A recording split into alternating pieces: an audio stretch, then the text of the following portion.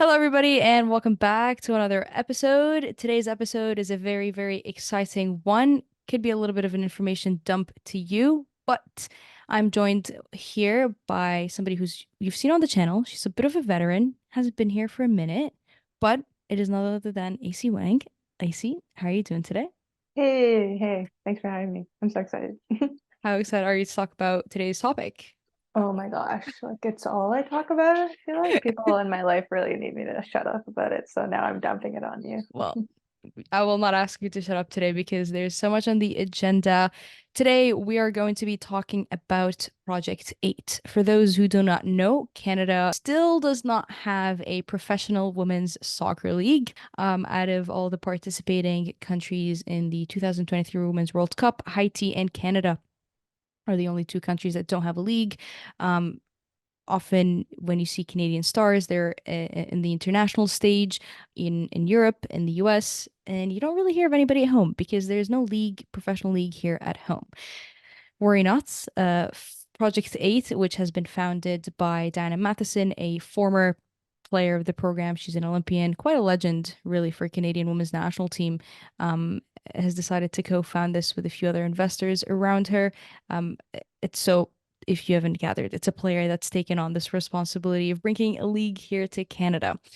AC, can you tell us about what is the structure of Project 8 in terms of how many teams we will have, where are those going to be split up, and kind of the general structure of Project 8? Also, to mention, Project 8 is not the name of the league.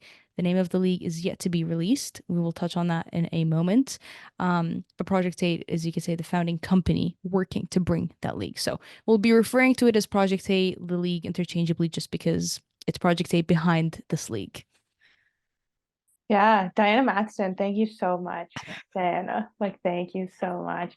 It's just a unique case because it's a case of a player or honestly a group of people that are all kind of supporting this in the background that are really committed that are building this thing because our federation hasn't, because our commercial entities and our marketplace hasn't really created this avenue yet, and it's so needed, and I'm really, really, really excited. The setup of the league, so it was meant to be 8 teams, Project 8. We can debate later whether we think it's gonna be 8 or not, but Yeah.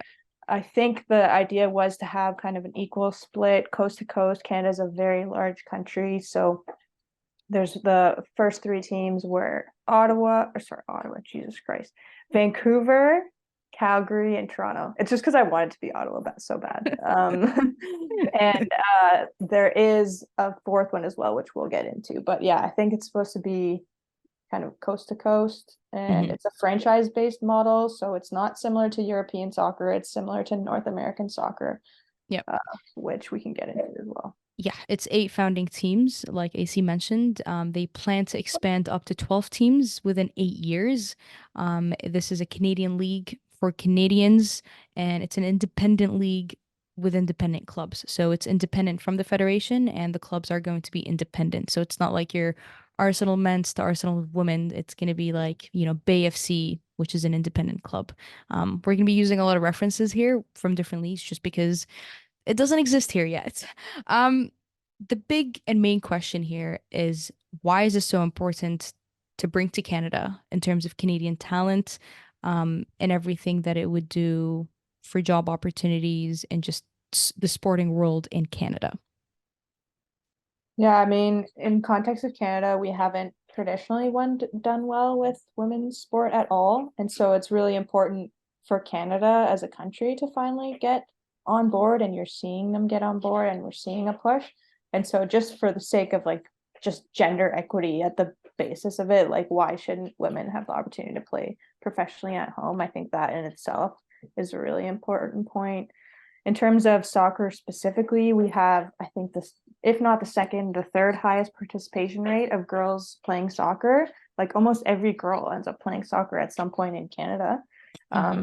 and so we need an outlet for all those players, not to only play professionally, but also to stay involved in the game through other roles like admin, coaching, athletic therapy, you name it. Like we need these girls to stay in the game, and they haven't been, right? We've seen this dropout at ages like 10 to 18, like massive amount of girls dropping out of the sport. And so this is thought to be the solution by bringing the top of the pyramid and making it a whole system rather than just the girls. There was a recent FIFA report that was recently published, I think, I want to say in November, December, but it highlighted that Canada has one of the highest dropout rates when it comes to that 18 to 21 age range, purely because a lot of folks who have actually been pursuing soccer, either school or academies or local clubs, when they get to the point of 18, the only way they can go professional really is leaving Canada. They can go to the US, sign up for collegiate soccer, go into the draft. But even then, historically, it hasn't really favored them because Canadians hold an international allocation in the NWSL. So then you're competing against the entire world, really. And then Europe, again, not many people at 18 want to leave their country and just family and everything behind. So you see that dropout rate where people can't go professional and they can't pursue it. Canada has also done relatively okay, I would say, on the international stage, given that they don't have a league. Um, like, could you imagine we had a league? But we'll talk about that in a moment. But talking about that Canadian international women's team, we're going to see a bit of a pipeline here work with it. You followed the youth teams very closely in terms of their recent years, which have been a lot of crashes at big tournaments, unfortunately. And we're seeing other nations and other teams actually revive that pipeline, and it's the product of those pipeline that has won it for them. So you look at Spain, who's scoring their big goals. It's the youngsters, very similar to England, who have that like golden generation of those 24, 25-year-olds girls coming in. How important will this league be in terms of reviving and producing a pipeline for this international team? Yeah, for sure, for sure. Like Japan too, I think in recent years has kind of had a resurgence because of the youth teams, right? So I think there's always a bit of a debate, like does success at the youth national team level lead to like a better senior national team? And I think that debate is fair and like there's good points on each side.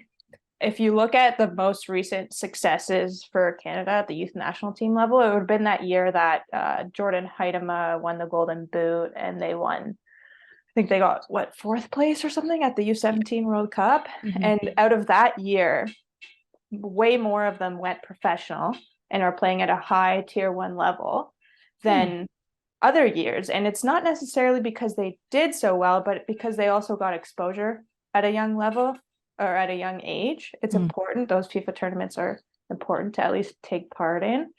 And so for the pipeline, we've always developed a lot of great players. Yeah. As you can see, in the absence of a league, we have strong athletes. We have really like committed and excellent athletes, I think, that really want to take it. But this will just be that next opportunity to, I think, hopefully launch us into the top five. Like we've been top 10 to 5, right? Hmm. Like Hmm. among there, Coming up and down, yeah. right? But I don't think we can be top 5 without this league, which is why it's exciting. That won't happen for many years still. Obviously, we're going to see the results Hmm. in 5, 10 years, but I think that's what's needed to take us to the top. Anytime we talk about the league, I've seen questions of why not do an NWSL franchise. And I think you kind of covered a lot of the points in terms of you're looking for a long-term plan. But how would you answer that question of why would Canada not just work with the NWSL and have an expansion team that is Canadian based? Yeah, that narrative was really interesting. After they won the Olympics, the team wasn't even sure what they were promoting, right? I think they were asked outright and they were like, yeah, NWSL franchise would be good. And then they were like, ah, league would be good too. But at some point, probably when Diana really took it on, the Mm. players' narrative changed as well. And it was, no, we need our own league.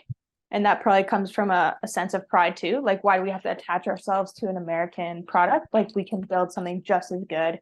And that's where you see a former player being involved, and why would she be okay with just an NWSL franchise? And so if the core mission is opportunity, then just a franchise isn't really enough. Like it's still kind of a band-aid solution.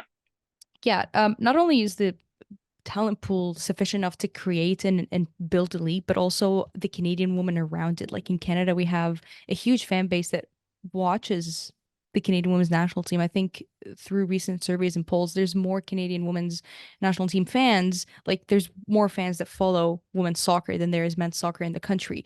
So Canada kind of actually bypassed the fact that they are entering, like the Project 8, when it launches, there's already fans that watch women's soccer. It's not a completely new entity that they're working with.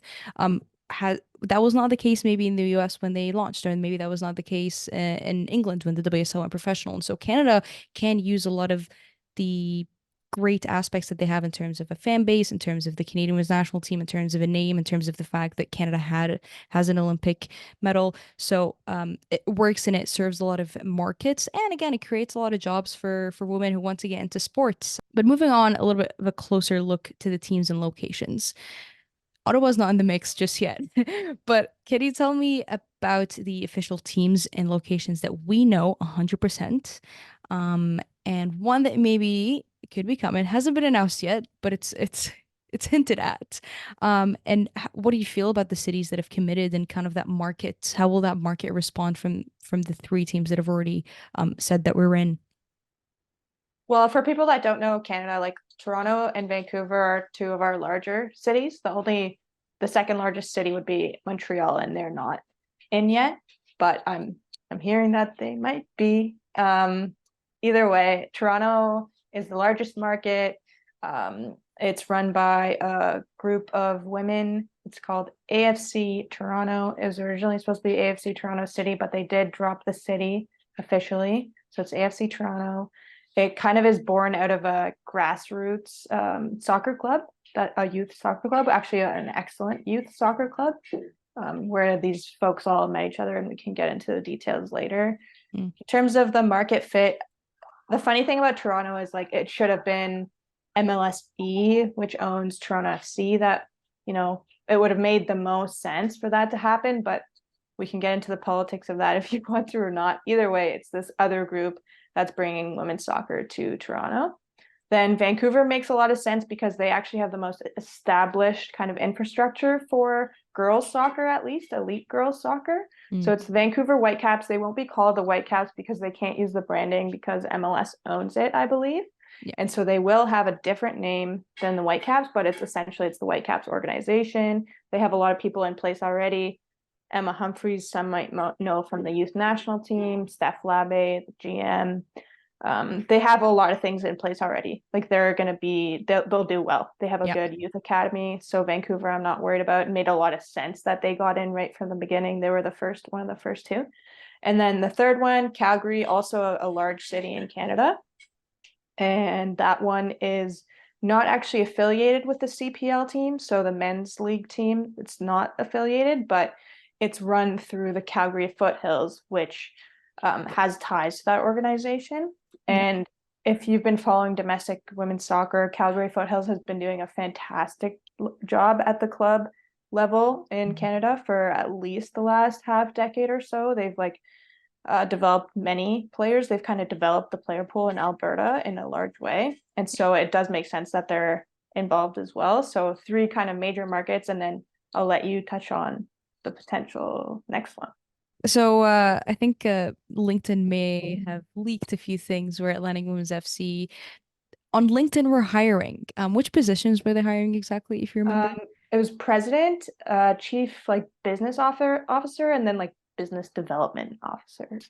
Yeah, so there hadn't been any exact word that there was a market there that was active and they were going to launch. But I mean, those are three positions that you're definitely going to hire and make sure are filled up and working of a project. So there's definitely something brewing there. We would expect an announcement when everything gets announced, which we'll also touch on the dates in a moment. But those are four markets that you would say are relatively kind of locked in. Which other four markets, if we're kind of going with the narrative that they're aiming for 8 teams, do you think we'll see? And also, would that match what you would hope to see? I was excited when they accidentally announced Halifax. I think it's a great place for them to be. Yeah. And it's run by a group of women too. I really like it. Some people were worried that it was Atlantic Women's FC because they think that might omit other Atlantic provinces to submit a team or be in the league because it's Halifax isn't all of the Atlantic coast. Either way, I'm excited about Halifax and it's definitely happening. Yeah. Then there is one more owner, which we don't know where the franchise is, but there was a German guy. I think he runs his business out of the UK and the UAE, and he did confirm. They confirmed through a press release that they had secured the rights, which also said that they were building a stadium. And so that means this guy must be building a stadium. I don't know where. If you think about places that need a stadium, like Montreal doesn't need a stadium, they have stadium options. Um, Places like Hamilton, Ottawa wouldn't need stadiums, so probably isn't going there. Maybe in like the central region. So to fill out the coasts, like now there's two East Coast, two West Coast, right? Mm-hmm. Like Mm-hmm. if we're counting Calgary West Coast. Yep. So we need two more on each. I would pick personally like Victoria and Winnipeg. Yeah. I would pick Edmonton, but I don't think it's realistic based on how their men's franchise did there. And then I would pick Saskatoon, but they don't have a stadium, and their stadium plans got um, torn down by city council for their like a potential men's franchise. And so I think it might be those two, but that's all just guesses. Yeah. And then obviously I said Ottawa already. I said Ottawa and Montreal are my picks for the East Coast. I think those are easy. I think it'd be crazy to not have, in terms of branding and actually marketing, to not have a capital city have a team. Like I think people looking from the outside, not just for Canadians, like people are Yeah. Googling Canada, what's in capital of Canada? Ottawa. Great. Few clicks here and there and you get a team name out of there. So I think And that Atletico's there too. Like they yeah, have other women's teams. So they've got other women's teams. yeah. Obviously with the PWHL, they have a PWHL Ottawa. That's the Women's Hockey League for those who don't know. Uh, but I think there's a lot of markets that they can explore. It's exciting, the markets that they've already set. And you've touched on infrastructure. I think that is a challenge that is always brought up, regardless if it's a new team launching, if it's a team relocating, rebranding, whatever it is, like infrastructure is always a topic. Um, what have we heard about infrastructure and kind of the efforts that the teams are working with? Are they looking to rent out spaces in terms of stadiums? Are they looking to utilize facilities of gyms and fields with CPL teams? Like, how do you think they're going to work around having infrastructure to run, play with, against teams and just have an environment to be located at? But yeah, for those who are unfamiliar, Canada has a huge soccer infrastructure problem. Like not just even stadiums, but even just indoor turf fields. Like we do not have enough soccer infrastructure in the country. There's a Might be, lot outside, but yeah, but if anybody knows the weather here, it's not so great, specifically yeah, coast to coast. But yeah, sorry, back to you.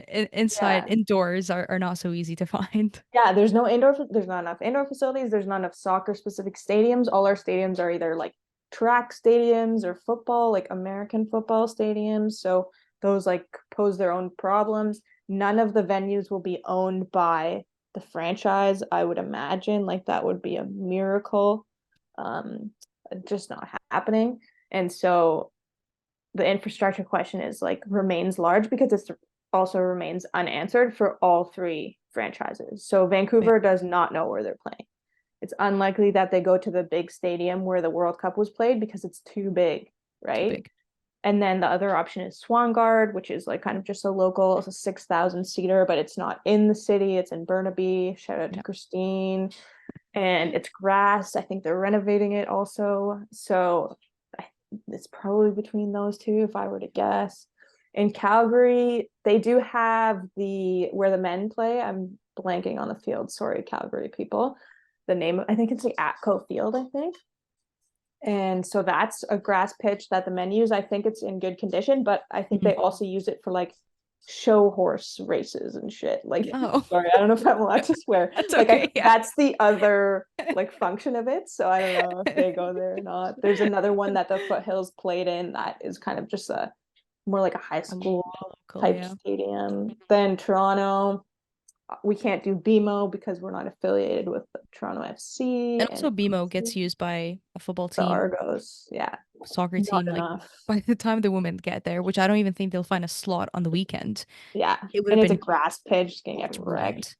Yeah. Yeah. I think from what we've heard and kind of the direction that they might be headed to, they're going to be looking at smaller capacity stadiums and they're going to try to make use of high school pitches in stadiums, possibly even university campuses, because some of the university campuses actually around the country have pretty neat stadiums. So I think that is a direction that I would assume they're looking at.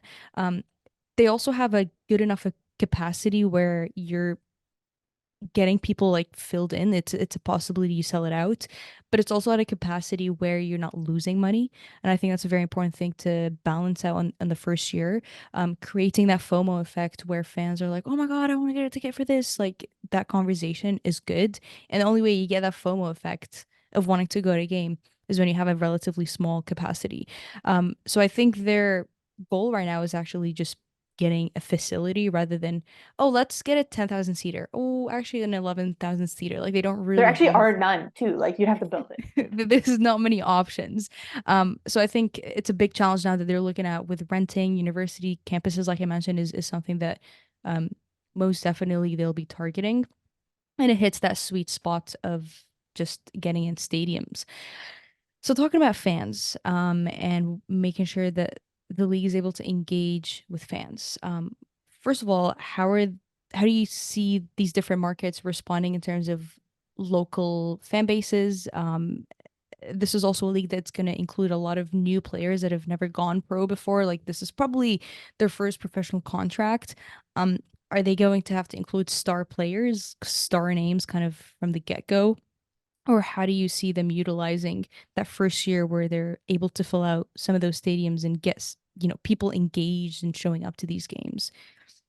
It's going to be a balancing act for sure. I think you're right. The fan base is there for women's soccer already.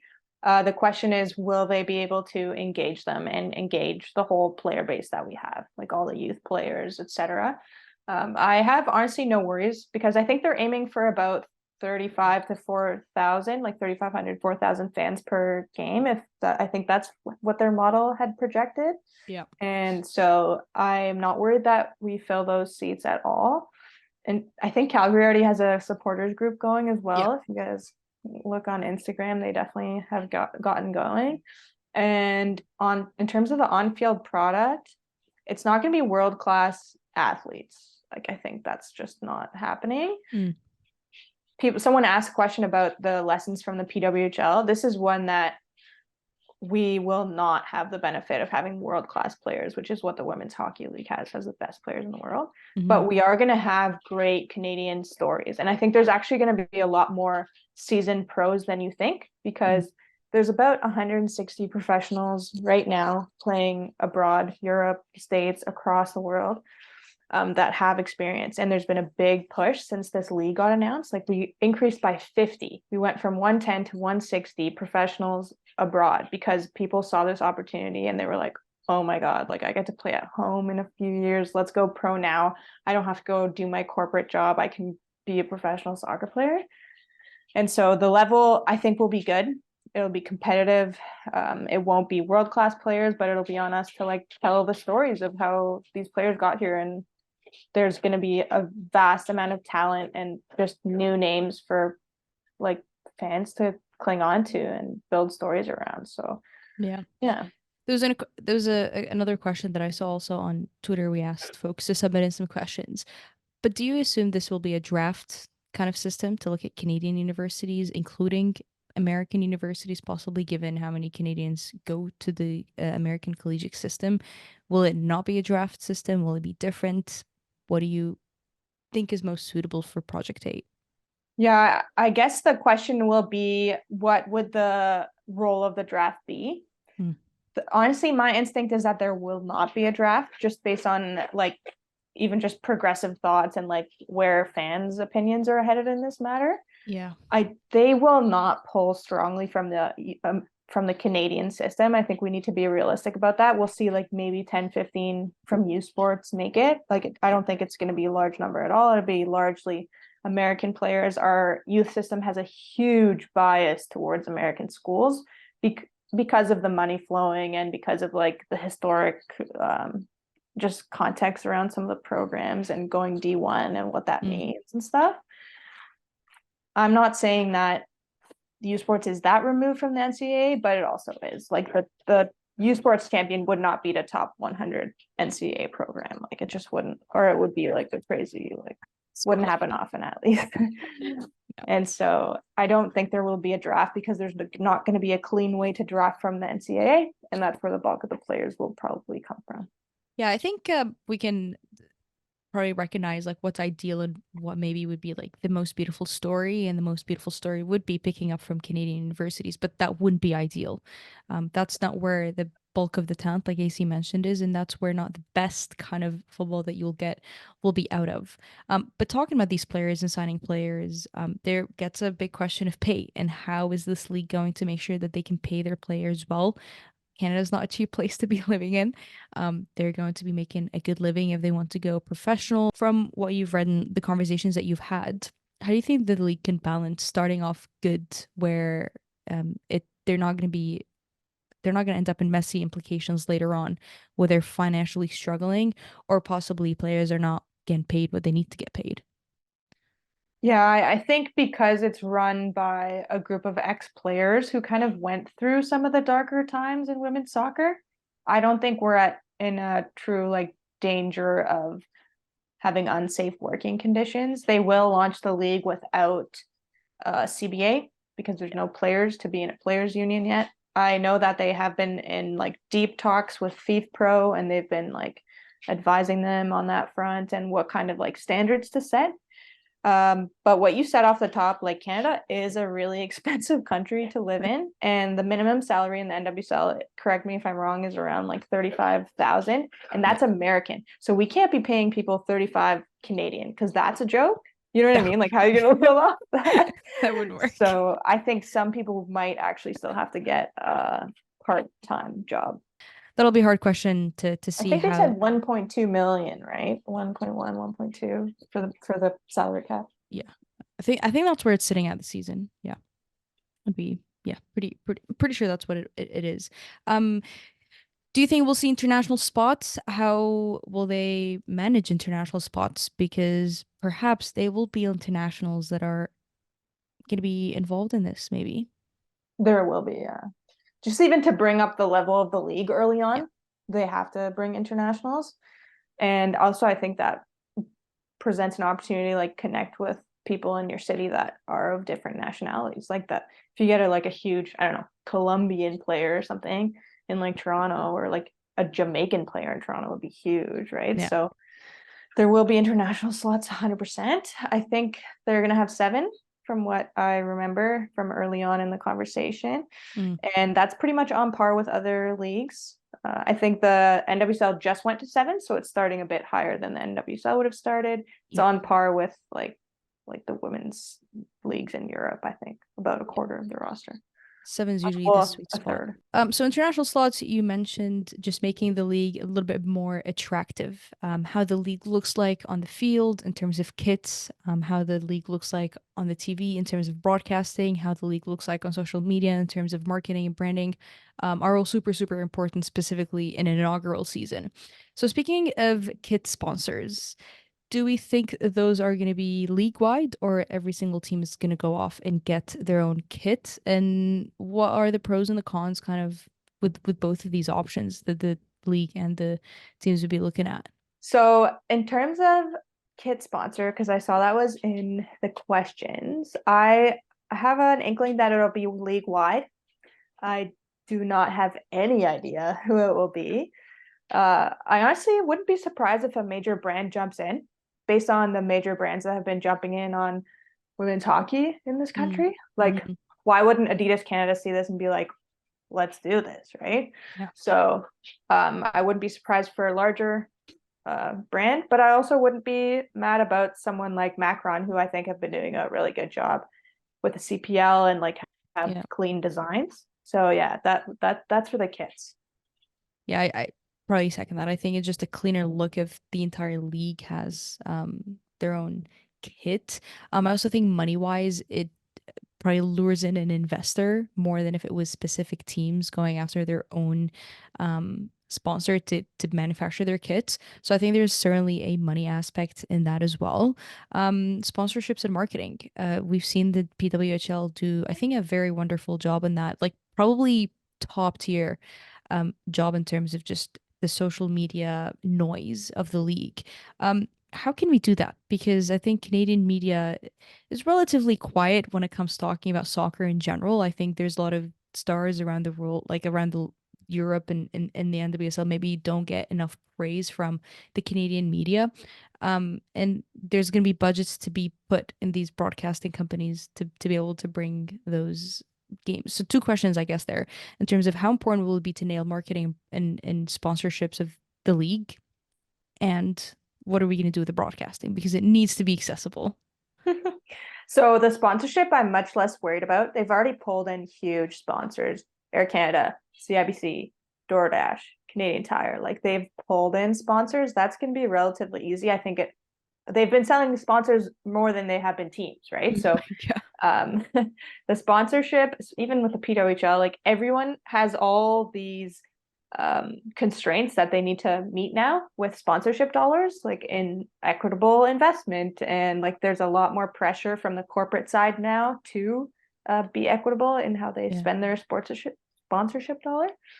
And in terms of the broadcast, so I don't know exactly why the Canadian media is such a mess, specifically sport media as well. But I think also generally the media landscape is a mess in Canada. I Yeah. don't know exactly why, but I know that it is a mess, and I know that this is going to be a huge barrier for them. I hope that they prioritize visibility. I think they will.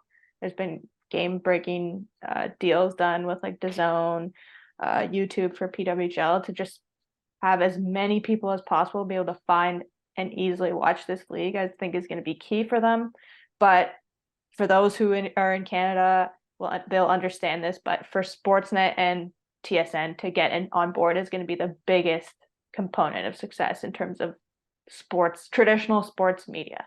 I'm not as worried about social media either, as long as they tell the stories and like stay connected to people and get on the trends and stuff, they'll be fine. But Yeah. yeah, the sports broadcast is, I don't know.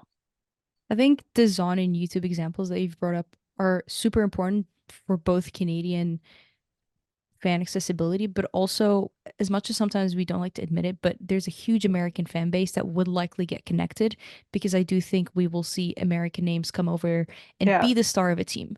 They could be kind of a substitute on an NWSL team where better opportunities could be presented for them here. So there is also an understanding that we have to present in the fact that they will be American fans. So YouTube design, it has to be global, but I think global comes second.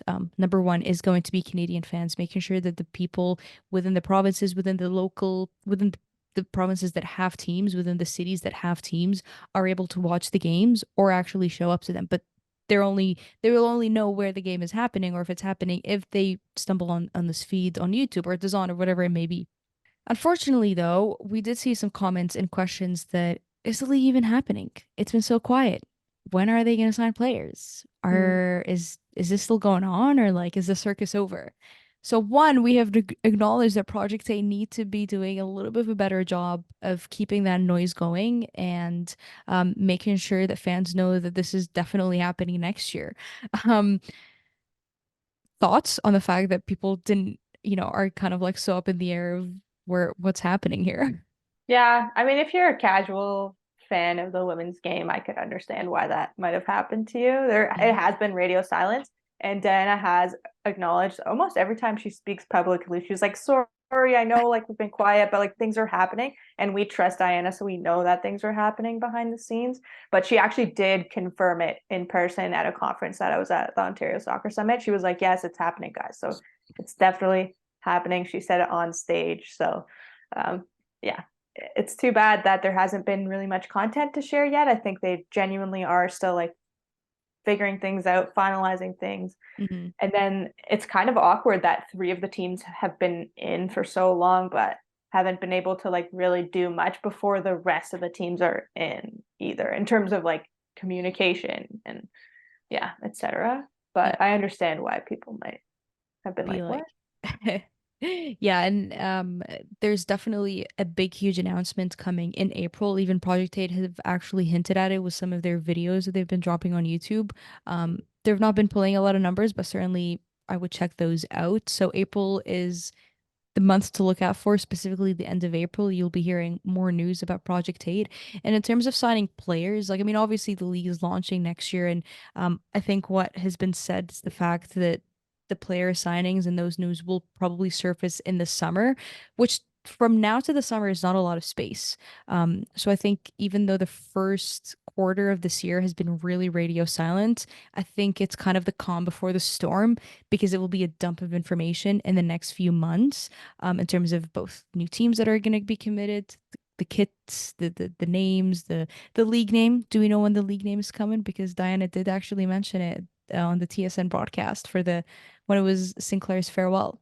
Oh yeah, yeah. So I don't remember what timeline she had committed to, but definitely soon the league name is coming out. I had this debate with everyone. You should weigh in. Do you think the letter W will be in the league name or not?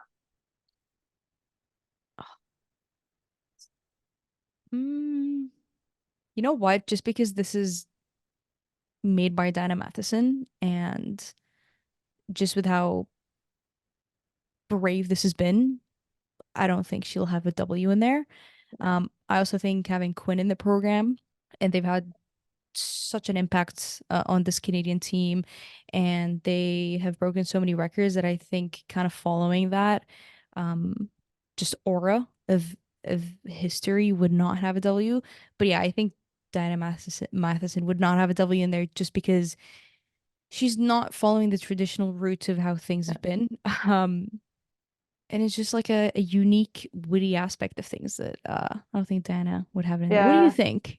I don't think it needs to be in there for sure because the reason that W is put into league names is because the men's league is the default. Here, the Mm. men's league is not the default because our men's league is also very young, and then we have other professional teams that play in an American league. So I don't think there is a need to put the letter W. I think there's a question to be had about people who are non-binary and athletes that we tend to welcome in the women's soccer space, and maybe that's just another step that we can take in kind of that direction as well. But I am so excited to see what it's going to be. Now I'm super pumped to see if there's a W in there or not. Yeah. That will be super, super fun. AC, any final remarks that, I mean, I'm sure we'll be revisiting this topic many, many times in the build up before things launch. But what is the next bit of news that you'd hope we know by next time we record an episode about this? I don't know. Do you think league name will come first, or do you think the rest of the teams will come first? I think rest of the teams will come first. Hmm I think so too. I think the Halifax thing probably forced that hand even a little bit. Yeah. We'll have to respond, but yeah. So I guess the teams, like Teams. let's get into it, and then also I think it will come out that it's only going to be six teams. That's my guess. That's based on the conversations that I've had. So I don't think they will get to eight, but Hmm. the next few teams are coming soon, and I literally cannot wait. And then I do want to acknowledge there was a really good question on Twitter Yeah. about the role of reconciliation Oh, and like yeah. relationships with Indigenous and the environment. And like, Mm. what an amazing question. Thank you so much for asking that. Like, we definitely do not know the answer to what their approach will be on That, reconciliation. And yeah. I really hope that they're thinking about it, though. I think you should probably email them that question because it's fantastic. So thank you for asking it. This is something that they definitely have to acknowledge actually kind of like approaching um the league because it's part of Canadian history. This league is going to cover Canadian history and Canadian women. And this is a part that, cannot be ignored in how this league is built. AC, Yeah, they have I'm a sure lot to think about there, even like other types of inclusion, like uniform rules. Like there's so much to that I really hope that they're thinking about. no white pants. I mean no white shorts. Yeah. I hope not. Um, no, I think it's going to be really exciting to see what markets pop up, what franchises are able to launch. Like AC mentioned, I think eight is a bit of a stretch to expect for next year. Regardless, it's going to be a lot of fun news that are coming. And somebody who's going to be definitely covering this news is AC right here. AC, you have so much that you write about, newsletter, Twitter. How can people sign up to the newsletter, to your website, to Twitter? I'll be leaving everything down below, but can you give us a bit of a rundown for people who do sign up for this stuff? What are they expecting to see? Yeah, so you can Find us on a few different platforms. Definitely Twitter is the most active with kind of like day-to-day stuff, like things that's going on that we're covering day to day. Then we have Instagram, both the same handle, just search Wsoccer.ca. Instagram is more like sharing what the players are doing, like sharing the players' photos, making sure we're sharing all the Canadian content from the variety of players that exist, like all 160 of them. We're reposting that all the time. Mm. And then the website is kind of where the newsletter stuff is housed. And then we also have some player maps if you're curious about where the players play. We've also collaborated with the Northern Lights on a calendar that you can easily like access, and you don't have to worry about time zones and where to watch and stuff. It's all easy to access. And that's on wsoccer.ca, the website. I will leave it down below. It is literally doing God's work for Canadian soccer in this country. You will be keeping up. I trust it. AC, thank you so much for joining me today. I look forward to bringing you on the channel again and chatting about this. Hopefully, when we have a little bit more information about the teams, and the Yeah, excitement. May 1st, let's go. May 1st. Yeah, hopefully this episode will be coming out on April 1st. And like we mentioned, If there's April passes and nothing has happened, I'm gonna like I might have a stroke. Like she wouldn't be able to handle it. Yeah, that would be no fun. I think also having expectations, the fact that we will see something by the end of April and then not to see anything is just like a double stroke there. Like it's gone for.